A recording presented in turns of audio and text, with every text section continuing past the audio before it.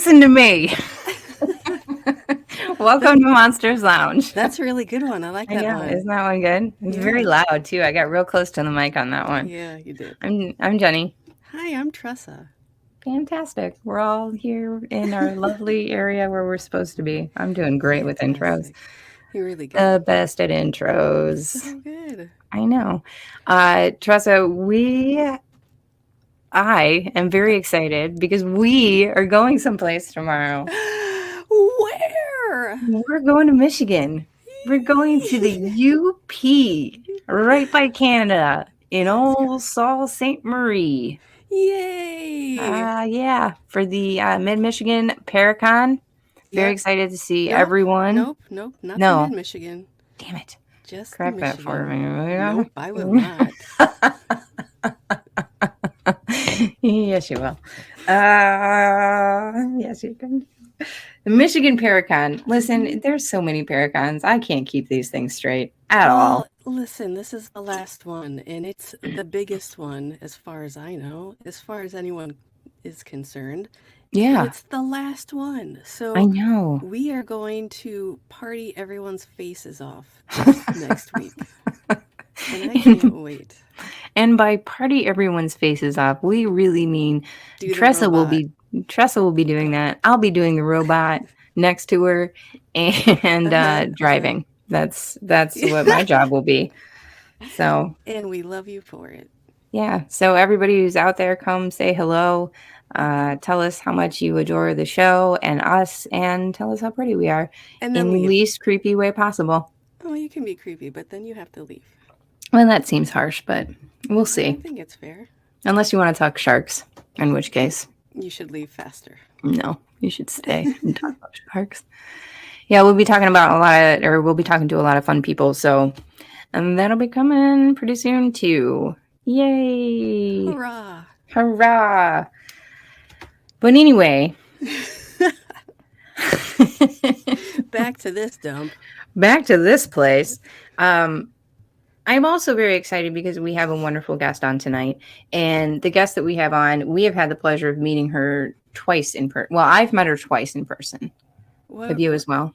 Where was the other time? We met her at GalaxyCon, and then where else? We saw her in Mansfield. Oh, that's right. Duh. She's a delight. She is. She's a delight. Yes. And in one of my very first conversations with her, she changed the way that I sort of viewed everyday rituals. Yeah. Like everyday things that you do that bring you some sort of peace or joy, and putting some intention into there. So I can't wait to talk to her a little bit more tonight. Listen, and I'm guessing that you're all wondering I don't know what that noise was. You're welcome.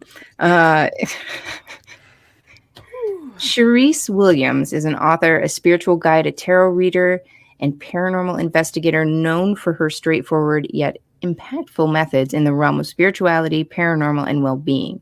She specializes in empowering others to trust their instincts and navigate their spiritual journey, offering tarot readings, spiritual coaching, and connections to nature. And she does very well. So please help me and welcome Cherise. Yay! Yay! I'm clap too. We're good at clapping. I don't know what it is like live. I'm my words. Well said, Jeni. Cherise, how are you doing? We are so happy to have you here. Thank you. I'm so glad to be here. You guys are always so fun. Oh, thanks. Yeah. Remember when I forget how to use words like right now. Oh, congratulations. This is going to be a fun interview. Yay. No, but for real, you have a very calming presence about you, and it's when you speak, the words are very impactful. And I do remember all the little, especially talking about nature and getting in those connections and doing all those everyday rituals that kind of bring some sort of intention to your life. But what I really want to talk about first is the haunted objects, right? Because you have 2 books out. You have there it is. The Witch's Guide to Haunted Objects, yes. And that is the one that I own and have read, and it is fascinating. Mhm. For some reason, the idea of haunted objects is a little bit more terrifying to me than like actual haunted houses. And I don't particularly know why that is. Hmm. How does an object end up haunted? Objects can become haunted pretty much from all the same ways that a building or a location can become haunted, really. If there is an object that's in the vicinity of maybe like gruesome death or something like that, the object could kind of absorb some of that energy. So, sort of like a residual haunting. So, people who get near that object or own that object may feel uncomfortable around it, or it just may give them feelings of just like the ick, and they may not know why. And it could be because they're kind of feeling that traumatic energy attached to the object. Other times, it's maybe I like to use the example of like a piece of jewelry or something. Like, say there was a woman who had a ring that she absolutely loved, and it was like her prized possession throughout life. And then she died, and she's still very attached to that ring. And so she wants to follow it around to make sure whoever has that ring is taking care of it and treating it like she would have treated it. And so then that's where maybe you'll get somebody, like if they aren't treating the ring nicely, they're just like throwing it in some shoebox under the bed or something. The spirit, she may lash out like, hey, you need to be treating this with respect. So those are kind of two of the most common ways. I think I always then get asked like, well, how come dolls seem to be super haunted? And a lot of the time with like an evil entity. And if you think about it, like, I mean, if I was a demon, I'd be like, yeah, let me attach to this doll because everybody likes dolls, right? And it's such a like sneaky way to be brought into somebody's house without, it's kind of like going in the back door. So it does seem like a lot of like trickster spirits and more malevolent ones do like to kind of attach to more like just everyday friendly object and like, look, I'm a little kid. Be nice to me. And then, all just these different ways to kind of lower your defenses. Yeah. So is that like more of a, because if you're coming in as a toy or a doll or something that's easily played with, like you have more access to children, right? Like the innocence and the and you're less likely to think it's creepy. Although a lot of people do think dolls are creepy, but dolls are creepy. Oh, they are creepy. They're very creepy. Where is she? That one back there, she's not even haunted, but she kind of creeps me out. The unhaunted ones are always the creepiest. Most dolls are creepy. Like, I don't care. Haunted, not. I think they're all pretty kind of creepy. I suppose it has some uncanny valley situation going on with it, too. Yeah. A little bit. I don't know. It's weird. My mother is, first of all, when you said, and when I read one of the stories about like haunted jewelry, right? Like my mother is like a dragon with like the things that she loves, right? Like she piles them to her, like, and protects them. I am just, I feel so poorly for anybody who ends up with a piece of my mother's jewelry. She will come after them. Like the wrath of 1,000 cobras. Hopefully they treat it with respect to them. Yeah, I don't. It's gonna have to be a lot of respect too. She's also obsessed with those dolls. They're all over her house. Oh, I didn't know that about she's gonna kind of like sprinkle her energy everywhere then. Yeah. I mean, she already does. So this will. That's gonna be one hell of an estate sale. Yeah, she's coming for everybody out there. Just letting y'all know. Good luck with my mother. So another thing that you mentioned in the book, which is interesting to me because it talks about, surprise, surprise, something else that I rarely know anything about is haunted mirrors, right? Like I've known that from various horror movies that I watched. But I've also heard, and this is the part that I don't really know anything about, scrying, right? Do those things, does one sort of lead into the other, or are they separate entities completely when it has to do with a haunting in a mirror? Well, you can scry on any reflective surface. Like, it doesn't have to be a mirror. Like the ancient Greeks used to scry in like a bowl of water. It can be a mirror. It can be, you know, I guess you could probably scry in a piece of foil if you want. Like, I don't know, anything reflective, essentially. But mirrors do tend to be the most common, especially black mirrors. So you can scry on anything. It doesn't have to be haunted. And then there's just haunted mirrors that you can scry on a haunted mirror if you want to. That seems tremendously risky. How does that work? Which part? Just the scrying in general, or scrying? All of it. Start with scrying, and then we'll go into the scrying on a haunted mirror. Well, kind of like dolls, just mirrors are weird, and mirrors throughout history have been weird. Our reflections in general are just very weird to us. You know, just even sitting and like staring in just a normal everyday mirror, and like looking into your eyes is very uncomfortable for a lot of people. And it could be that uncanny valley type thing. It's because, you know, you're seeing yourself reflected and like it's kind of weird. For some people, it's when you're staring into your eyes, it kind of can bring up emotions and things that maybe you aren't paying attention to in your everyday life, and you're actually like literally being forced to look at different aspects of yourself energetically. But yeah, it's like literally looking into, like, you know, the eyes are the windows to the soul kind of thing. So you're literally like looking into your own soul.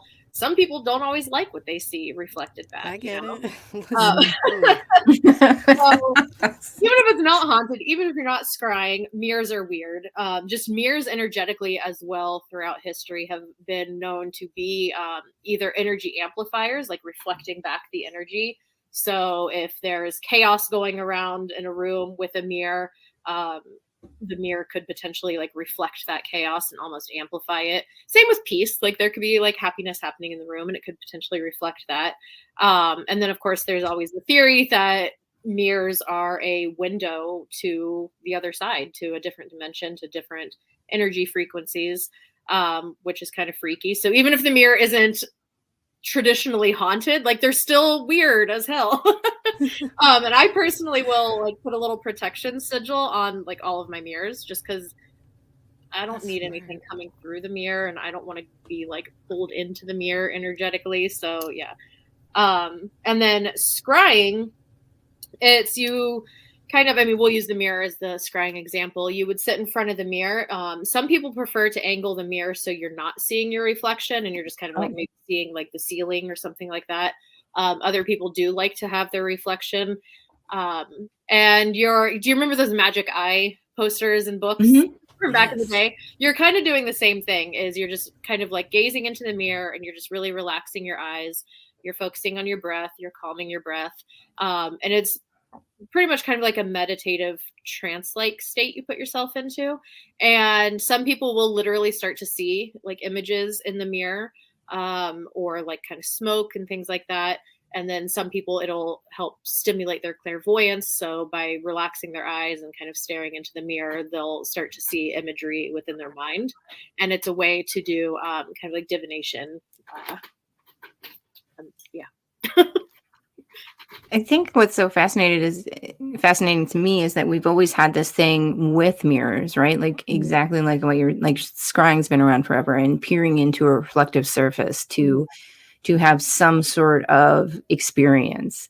You know, I mean, you can trace it into its placement of mirrors in, you know, feng shui. Like it all has to do with energy, and certainly, you know, Alice through the looking glass, right? So it's been around for a long time. So you gotta, whenever something's been around for that long, some sort of myth or lore around it, like I immediately go, all right. Yeah.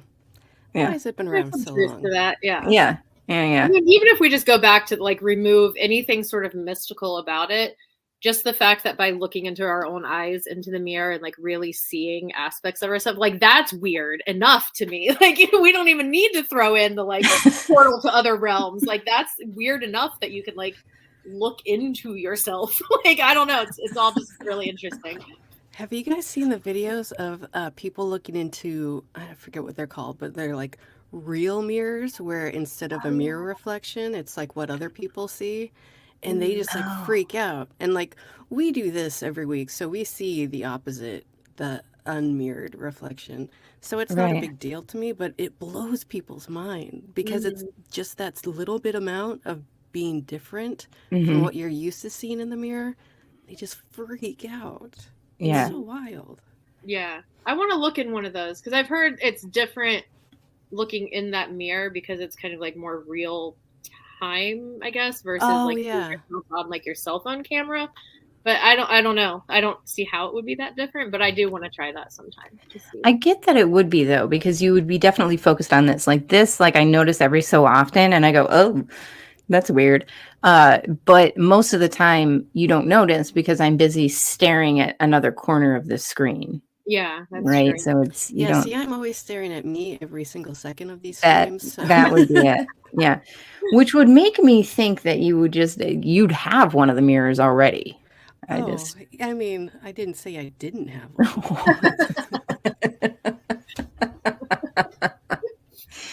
So are there some stories that you can think of or instances where people have been pulled into a mirror or somehow sucked into a mirror, and then what happens at that point? Like, what is that? Do they speak on their experience? Is it like going into a different world, a portal, something along those lines? Or I haven't personally spoken with anybody who's actually been brought into the mirror. I mean, I've read some like Reddit stories where I'm like, I don't know if that's actually true. Where, they got sucked into the mirror and it was like their world, but everything was mirrored or reflected. And I don't know, it was kind of goofy. But I mean, I think more realistically what it would be is almost, so one time I was scrying in a haunted mirror. And I ended the session really quickly because I started to feel this separation of myself, which was really kind of weird. Like I was present and I was aware enough that I was feeling this, but there was just this big disconnect with my reflection and me. And normally when I'm scrying, if I do see myself in the reflection when I'm scrying, it can do, it's just also just science, like our eyes try to make sense of things when our eyes are unfocused.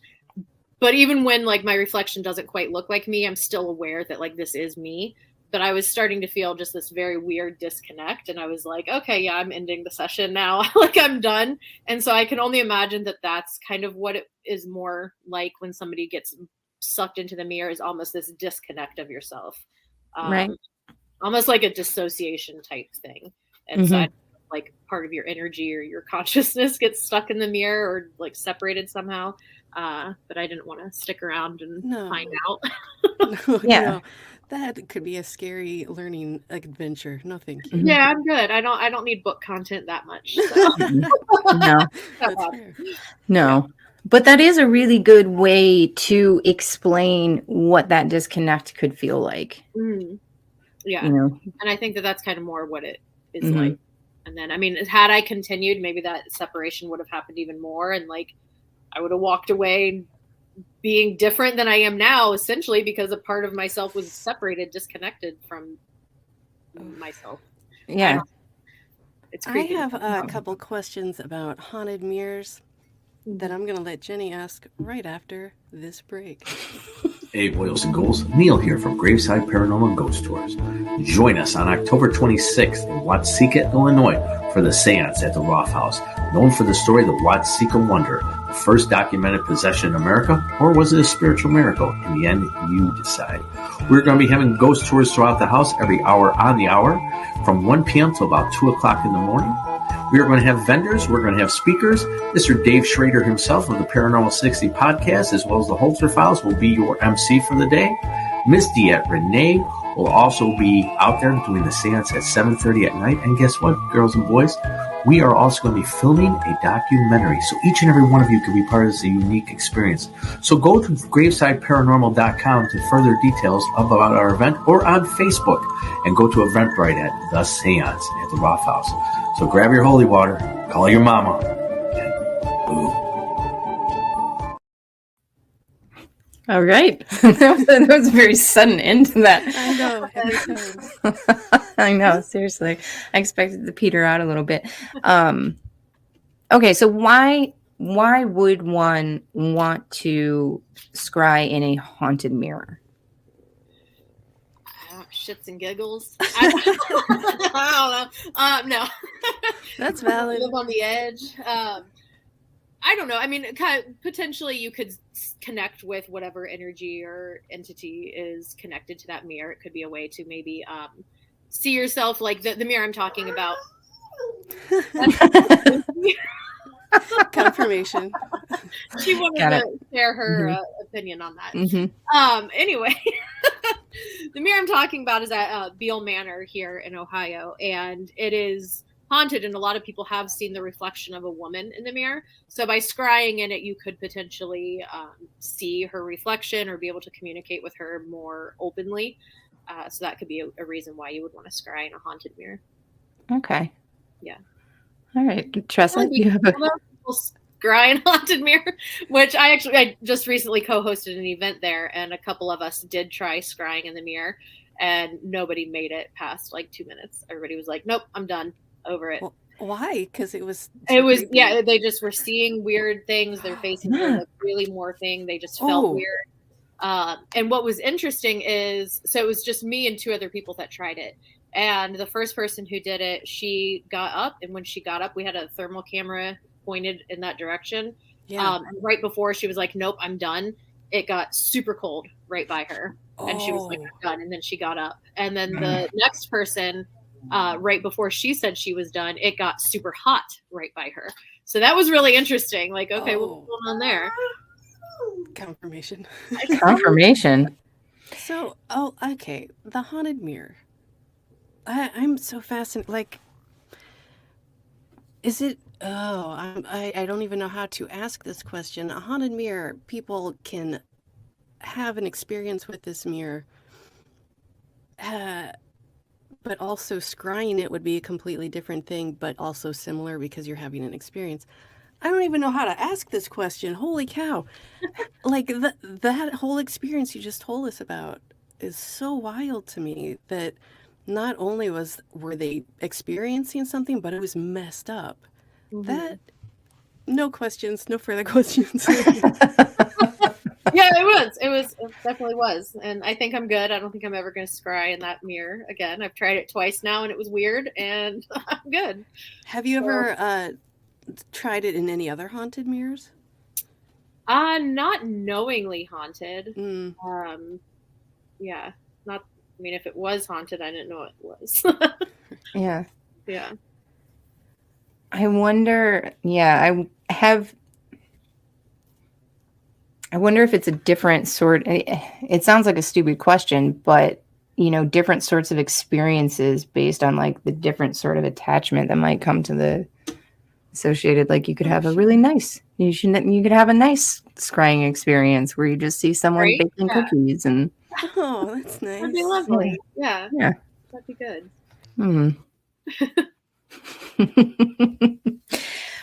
What was the most surprising haunted object that you've ever kind of stumbled across? The one that you were like, what is happening here? Why is it like a haunted timer or? That'd be cool. All right. Off the top of my head, I can't really think of anything that is too like weird. It's all been just kind of like the normal jewelry, like a haunted dolls. bed, even. I guess maybe a bed is kind of weird. A bed? Is that what you said? Yeah, that's a little weird. I would say that. Yeah, bed's weird? Yeah. Okay. It was actually an antique dealer that I talked to, and she got a whole bedroom set. And when she was sleeping in the bed, I can't, and I even wrote about it. It's in my book, but I can't remember the specific details, so I'm not going to like quote the story so I don't get anything wrong. But I do remember she slept, I think, only like 1 or 2 nights in the bed. And I know she did have a nightmare. And I feel like something else happened as well. And she was like, yeah, I'm getting rid of this. And her and her husband got rid of the bed like 2 days later. She didn't want to sleep in it anymore. Yeah. So, and then the other story is the penny story, which I guess a penny is weird. But that one, it wasn't even necessarily like the penny was haunted. It was just, so it is actually my friend Vanessa. And again, the story is in the book. And it was just these pennies just like materializing. So she used to have a fear of pennies. Which she's like, that's ridiculous. But she just hated pennies. Like, she didn't want to touch them. She didn't want them like near her. They just like grossed her out or something. Like, she didn't like anything about pennies. That's kind of funny and I know. adorable. I know. Pennies, like, that's. But you know what? I guess, I don't know. Who am I to mock somebody's fears? And after she went to a party, again, I'm terrible. Maybe I should have read my own book before I did this interview. I could have gotten all the details right. She was in high school. She went to a party. Her friends messed with her with a penny, and I think they were doing a Ouija board. This is a terrible story. I'm sorry. No. The story happened, and there were people involved. Oh, fascinating. There you go. That's the story. How about Listen, that? it's a teaser. It's a teaser for the book. If you want to know the book, which is very well. What happens. Yeah. Anyway, ridiculously undetailed story made short. She went home and she was washing her face, and she felt something go down her back. No. A penny fell out from her shirt. Gross. And it wasn't like from the party or anything like that. Like, it just basically materialized.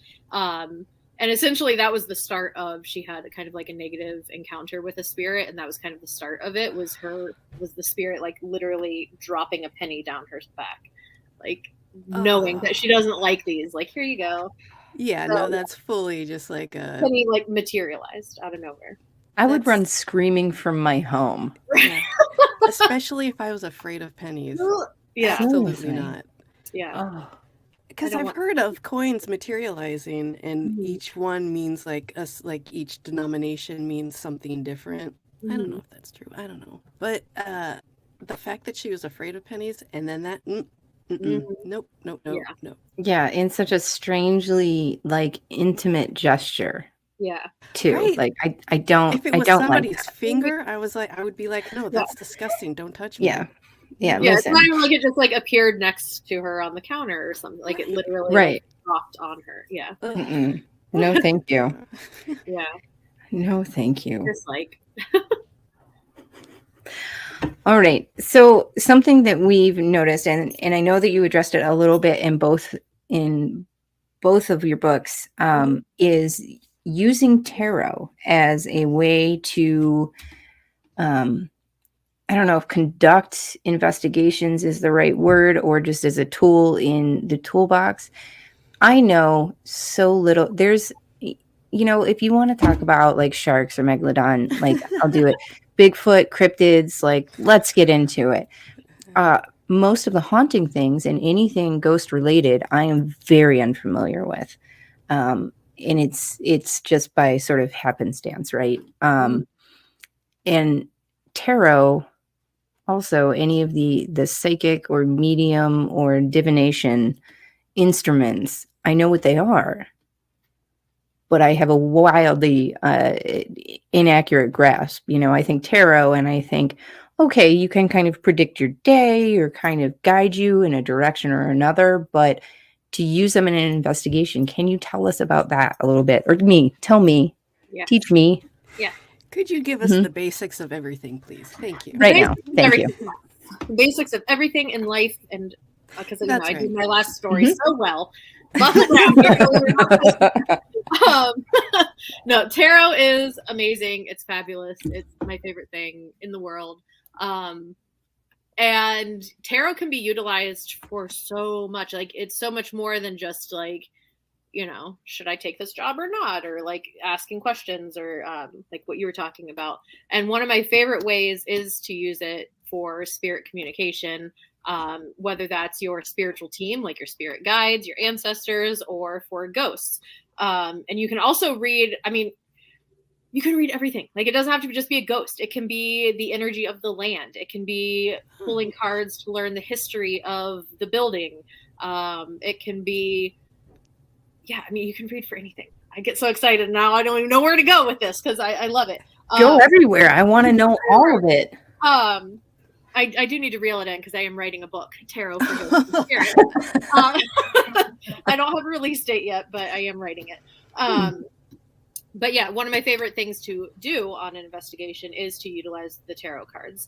And they're such a great tool for investigating the paranormal, because tarot cards are kind of like a direct communication between your intuition, your subconscious, and a great way to communicate with different entities and energies, because the cards use so much imagery.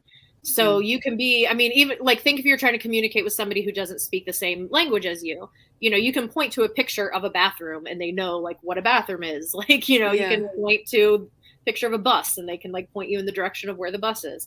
And it's, I feel like kind of the same way with tarot cards. The spirits may not be able to communicate so easily with us because it is almost like a language barrier, I think, sometimes when you are communicating with these different, whether it's even a human ghost, because they're on some different energy wavelengths than we are, and it's difficult to communicate, or maybe you are talking to a nature spirit, or even an alien, or Bigfoot, or the ghost of a megalodon, or something, whatever. You know, they can maybe more easily communicate by using the imagery on the tarot cards, and so you can kind of have really great conversations that way, and you can convey so much with just one card. Like so much more, I think, than you can necessarily with like one EVP or like some blips on a K2 meter or something like that. Like, because each card has so much meaning. And then if you even break it down to the different images on the card, like a red rose, like what does a rose symbolize for you? What does that symbolize for the spirit? What does the color red symbolize for you? So like, there's just so many layers to it. And it's just such a great way to tap into your intuition. Like sometimes even I'll just be shuffling and things will come to me intuitively just because I'm like kind of busying my conscious mind by shuffling the cards. So it gives my intuitive mind a chance to kind of come forward. Yeah, they're so versatile and amazing. I like that so much because I know, Tressa, you've kind of, I don't know how recent it is, but you've been dabbling around a little bit with some of the cards and pulling cards, right? I prefer oracle cards because I feel like there's a lot of rules to tarot and there's a lot of stuff I don't know about tarot. In oracle, to me, if it's just pictures, I can just interpret it the way that feels right to me. So you don't have to do that with tarot. You can, there are rules, but there also isn't. And that's one thing I have found too with reading. It does definitely help to have an understanding of the card's traditional meanings. But I have found that communicating with spirits and reading the energy of like the land or the location, it has a lot more to do with just the imagery, like you were talking about, like the pictures on the card. That makes a lot of sense. Yeah, like for example, I was just on an investigation and they're putting it on their YouTube channel, so I don't know how much I can share of this experiment. But essentially, the spirits were talking about like a creek on the property, which I didn't even know that there was a creek on this property. And I pulled the Ace of Wands, which has a little creek on it. And that's what stood out to me on the card. And I was like, wait, I'm like, I think they're talking about, I'm like, is there a creek or like a river or something on this property? And somebody was like, yeah, over on this side of the property there is. And I was like, okay, there you go. That's fantastic. So like the Ace of Wands doesn't traditionally have anything to do, like when you look up the traditional meaning of the Ace of Wands, it doesn't mention anything about a creek or a river. Right. But that was on the card, and that's what my intuition was like zeroing in on. So yeah, give them a try. But also, if oracle cards work for you, keep at it. You know, use what works. I think they're fun. I don't know. I don't know if it's working for me, but I'm having fun with them. Yeah, I don't really know the difference. Like I understand a little bit conceptually about what tarot cards are, but what are oracle cards supposed to do? It all kind of does the same thing. So tarot cards are 78 cards. And no matter what deck you get and what the art looks like and the pictures look like, and they may change kind of like some of the names a little bit, like instead of like pentacles as the suit of it, they may call them coins or something. Like but it's or something. Yeah, pretty much it's 78 cards, no matter what deck, what art is on the cards, it's 78 cards, and they're all the same 78 cards, no matter which deck you pick up. Oracle cards, they can be any type of art, any type of card, any type of message. There could be a deck with 20 cards. There could be a deck with 50 cards. Like it's kind of no rhyme or reason. It's really just up to what the artist and the deck creator creates. Felt like. Okay. All right. Listen, I've been seeing you do the using the tarot with the investigations, and I had no idea that you were I thought you were communicating with the spirit or your guides or whoever. I didn't know you were actually communicating with the ghosts or entities or whatever, or land or building, or I didn't know that you could even do that. I find that fascinating. So again, I'm not going to ask a question. I'm just going to make that statement. Okay. I mean, you got to kind of like set your intention, because some people will be like, I don't know what these cards were like. I pulled some cards and I don't know what it means. And I'm like, well, did you have, like, what were you pulling the cards for? And they're like, just pull the cards. And I'm like, well, you need to have, like, if anything, at least for your own clarification, like, I'm pulling cards now for the land. Like, I only want to read the energy of the land and then pull cards that way. Or, you know, maybe you know that the ghost of Sally is at this place. Like, you're wanting to connect specifically to the energy of Sally, the story of Sally, whatever, and pull cards that way. So it is kind of important to have that, like, intention of like, why are you pulling these cards? What are you pulling the cards for? Yeah, I can't imagine using any kind of card or divination without having an intention. Like, Yeah. are you expecting magic messages? Or some people are just like, whatever you want to tell me, like, or whatever I need to hear right now. But then you may end up getting a message that's like for your mom or something, and you're like, wait, I feel like this is what is going on in my mom's life right now. Like, I think this is a message for her. So that's why it kind of, you need to like. That's not why I'm here. I wasn't asking about my mom, you guys. Waverly Hills, that's not mom. Like, yeah, you gotta have some intentions and clarity. Yeah. Oh, wow. I'm really interested in, because you and I have talked a little bit about, as I said, about just kind of being in nature and that being a very centering place. And that's definitely a place where I can feel more things that would, I guess, edge on the paranormal, right? Like more energies, things like that. So when you say read the land, what are you talking about? Yeah, let's hear about that right after this break. Oh, hey, Tressa. Jeni? Oh, I'm just reading my book by international TV sensation, Dave Schrader. I'm reading the book, too. I don't remember the name of it or who wrote it, but yeah. There, I like your shirt. You? I got it on monstersloungepodcast.com. You've got a great shirt, too. Oh, this? That's so weird. I got it at monstersloungepodcast.com, too. They have really great stuff. A full variety. I know, right? They have everything. Shirts. Tote bags. Clutches. A phone case, I think. It's the best.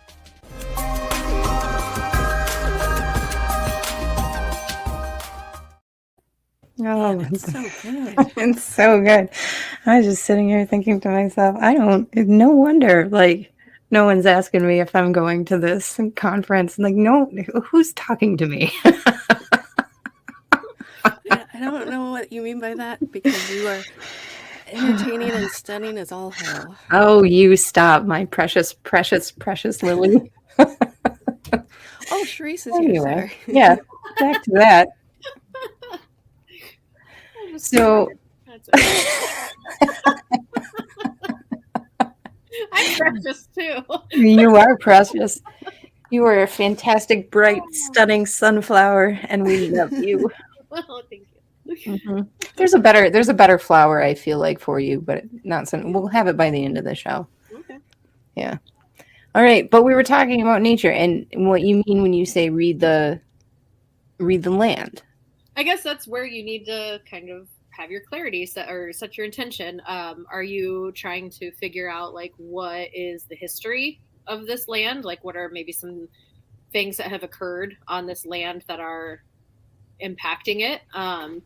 Or are you trying to connect with the nature spirits of that land? So it's important to kind of differentiate, like, what are you pulling the cards for? Or are you trying to figure out, like, you know, you were talking about, you can kind of feel different energies when you're out in nature. You know, you go into different spots in nature and you're like, oh, this feels like super peaceful here. Or like, oh, this feels a little different than it did over there.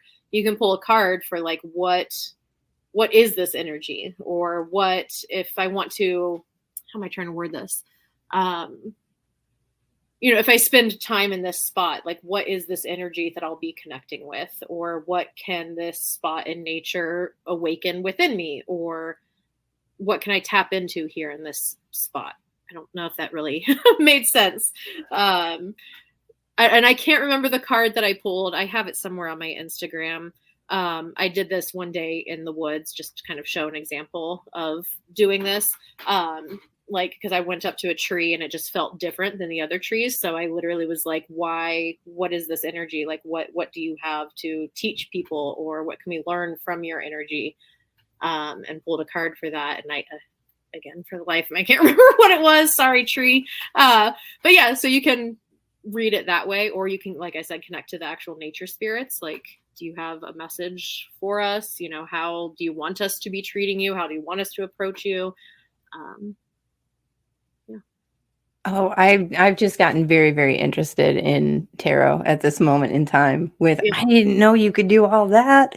Yeah, it's pretty amazing.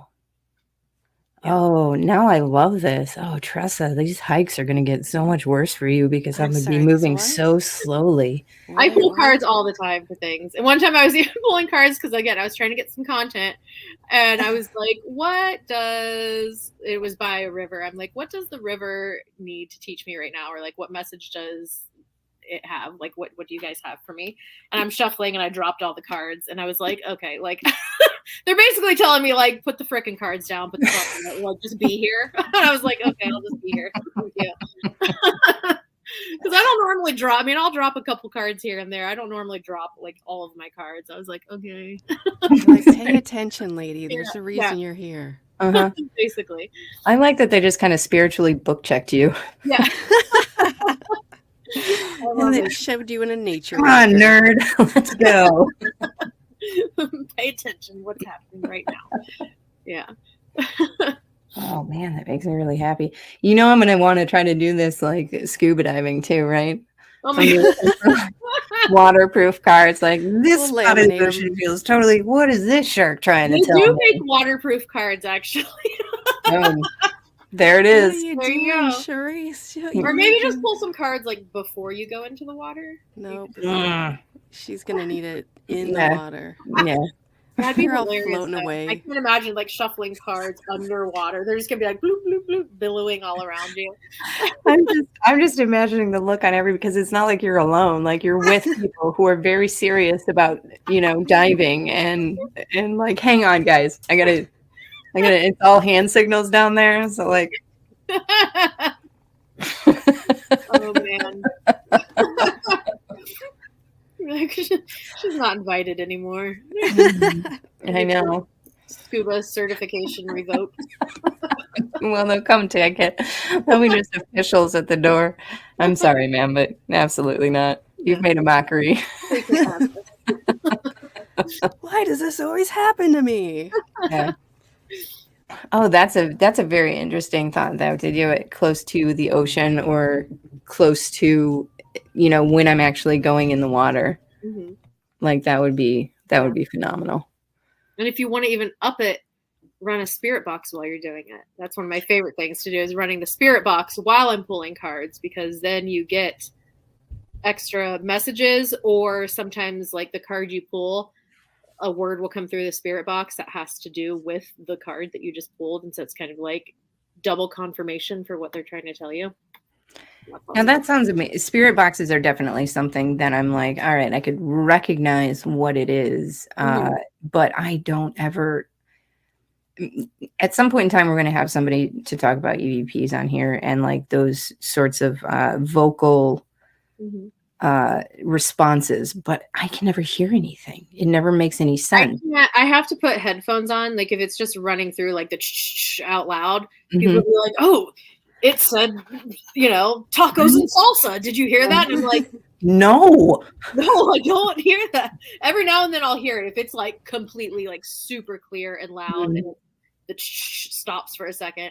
But I usually have to have headphones on too, like to actually pick up any words at all ever, because otherwise I'm like, I don't know what you're saying. Okay. Same with like the DR60, that thing, it gets so many EVPs, but it's so, I can't ever, like, unless it's, again, like super clear and loud, I'm like, wait, what did it say? What, can you play it again? What did it I say? love that. I don't know That's if like it's, my my favorite auditory, machine. like processing disorder or something, but I'm like, huh? What? No, I have Oh, the very same. severe auditory processing issues. If I'm not looking at your mouth while you talk, I can't always understand what you're saying. Me too. Or I'll understand it, but it's like 5 sentences later. I'm like, oh, okay. Right. Yes. You said like 10 minutes ago. Okay. Yeah, I have to exactly. watch with captions too. Others, I'm like, what? Oh my What God. are you Yeah. talking about? Like, But are that's they why I speaking love English like right the recordings of the Mm-hmm. EVPs. Those are my favorite because I can like sit back and like sit with it and Mhm. re-listen. The spirit box I absolutely can't do. It's too much information Oh, that is yeah. nothing Mm. in between the information. Yeah. It's overwhelming for me. And And- I can't. But the recordings, have you ever tried to record anything? Just like record a session and then listen back to it? I have, Oh. and I'll have to think. I don't think I've gotten just like a regular classic EVP while doing tarot. I'm also impatient and I can't do the like 20-minute long recordings. Like I'm one of those, like when I do an EVP Mhm. session, I ask like 5 questions. And I'm like, okay, let's play it back. Yeah, for sure. So, It's a lot. Yeah.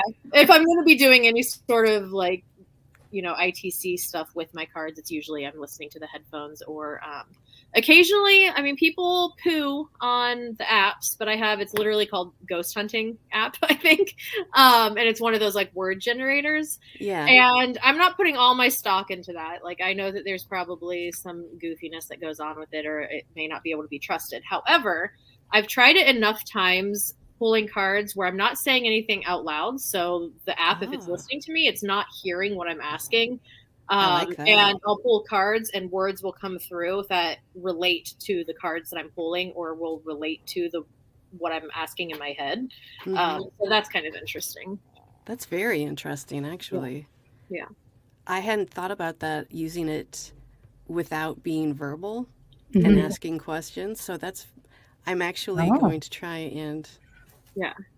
Which that's where it's interesting. It's like, okay, is that just my intuition? That's like, what is that? Like, am I sending out like weird, just little like telepathic signals? Like, and even that's pick up on your telepathy? Like, that's very cool if it's just that. Right? I'm fine. Or can our thoughts affect the app? Like, I'm actually sending that's weird in itself. So yeah, I'm very into either way. Right? Please. Me too. Yeah, either way, because even if it was your thoughts actually affecting the app, then it would have to be some sort of vibrational thing, right? Because the sounds reaching you are only changing when the waves change. Mm-hmm. Yeah, all pretty crazy to think about. Oh, I like this. I like this a lot now because this is probably what I'm going to hear from Tressa for like the next week. Yay! No, it's going to be great. You're going to go do it, and then you're going to report back to me. This is how these things work. You go do some of these things and report back. Okay, deal. Mm-hmm. Exactly. Listen, we should probably wrap up. Cherise, give us all your promos. Yes, Tell please. us what you're up to. Well, I'm currently writing Tarot for Ghosts and Spirits. No idea on a release date yet, but that will be coming. You can follow my Instagram and TikTok, CheriseWilliams.xo, for updates. In the meantime, you can buy either of my books, The Witch's Guide to Haunted Objects or The Witch's Guide to Ghost Hunting, on Amazon. And then I did recently see, I don't know why only one of my books is on Barnes & Noble, but The Witch's Guide to Haunted Objects is on Barnes & Noble. The other one is not for some reason. That's odd. Yeah, very weird. I don't know. I'd have to ask my publisher about that one. And yeah, that's what I got going on right now. That is fantastic. And I will say that on your social media, you do a lot. You're very active on Instagram and TikTok, and they're a delight to see. Yeah. So, yeah. Lots of examples of you doing tarot at investigations. Mm-hmm. Yeah. So anything that you've talked about today, if the audience is interested, go and check the stuff out because it's there. Yep. Yeah. Yep. So, Cherise, thank you so much. It's always a pleasure to see you. Thank you. Wonderful. It's a pleasure to be here. Yeah. Very much. Everybody else, Don't forget to find us on Facebook, Instagram, YouTube, and the Paranormal 60 Paranormal 60 Network. I have not been drinking. Like, comment, subscribe, and check out our merch on our website, monstersloungepodcast.com. Send us an email or comment. We love hearing from people. So until next time, thanks for visiting the Monsters Lounge.